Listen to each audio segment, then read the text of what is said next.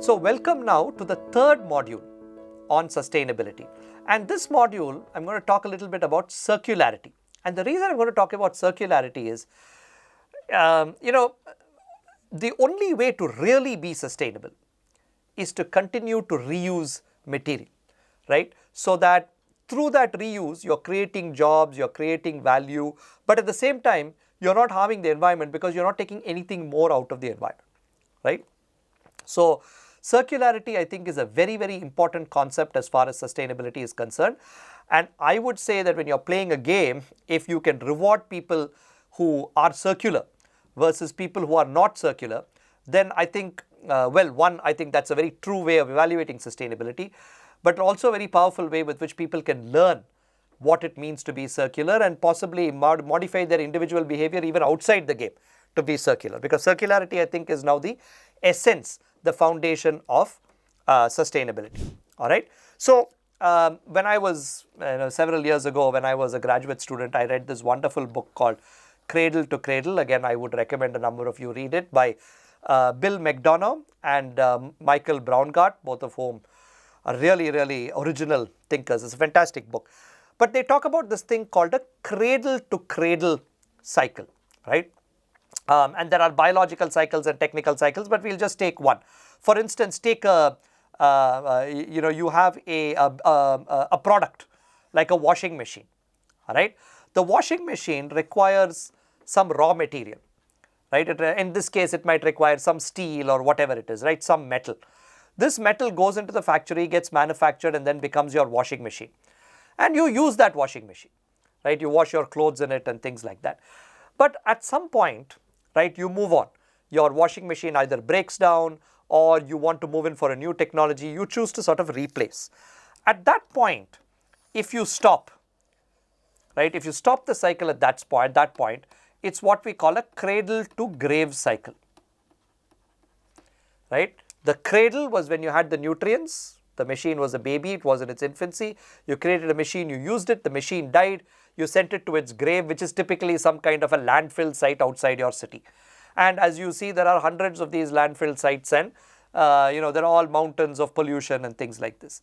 But on the other hand, if you can close that cycle, if you can somehow collect these sort of defunct machines, you can sort of disassemble them into their constituents. If you can, for instance, extract the mineral, the metals and the materials out of it and send it back as a technical nutrient back into the process, then you're essentially reusing that material again and again and creating value, right? So you start from the cradle and you end back at the cradle, and it goes in a circular sort of fashion. Similarly with, let's say, a cotton shirt, which is the product, right? There is a biological nutrient which is the cotton. I mean, the cotton is grown, it's sent to the factory makes a cotton shirt, you use it, right? And then you can either throw it away into the landfill, or we can try to find out a way in which you can potentially extract the biological nutrients out of it and put it back into the cycle. Many people do this now. So for instance, the Aditya Birla Group, if you go and look at their website, do a little bit of this recycling in fashion. I picked their example because they're doing fashion. So this is what circularity is, right? It embraces the cradle to cradle sort of concept.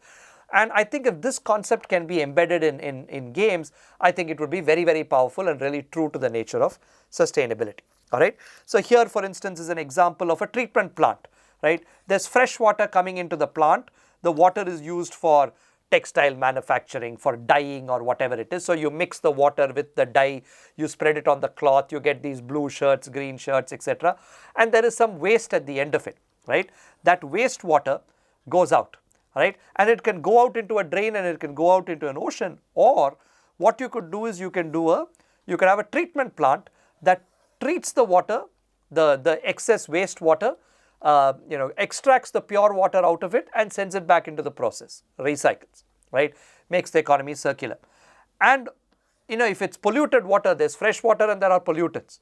So you can also separate the pollutants, and in some cases, you can actually start using those pollutants as well in other processes. In many cases, for instance, this is not a water example, fly ash which is a waste product from thermal power plant, is used in building materials, right? After being extracted, a little bit may be disposed. So again, the idea is to what extent can you be as circular as possible as far as your strategy is concerned. The more circular you are, I think the better you're doing environmentally. So this is, I think, a very important concept to understand and see if you can implement in games. Okay. Again, I'm a civil engineer. So this is just another example to reinforce the concept, right? So you have these buildings, all right? These buildings require building materials, right? Rock, aggregate, things like this, all right? The building materials are then put into a building. And then what happens after a building is after its life ends and people decide they want to either abandon the building or build something new, the building gets demolished. And most of these building materials, this rubble, is taken and put in a landfill, all right? But you could close the loop. You could make this circular. You could have a cradle to cradle sort of idea where you say, I'm going to demolish. Based on the demolition, I'm actually going to take it to a recycling plant, collect it, take it to a recycling plant, treat it, process it. Of course, it will take some time, money and energy, but again, extract the raw material out of it and push it into my new building. We call this construction and demolition waste, right? That's why it's called C&D. So, and by the way, most of these things are happening now. The water treatment example I gave you, the C&D waste example I'm giving you are already being used. This is not theory, this is actually practice. And so this, I think, is an important concept to embed in your games. So please think about circularity and how you can embed circularity as far as game development is concerned. Thank you.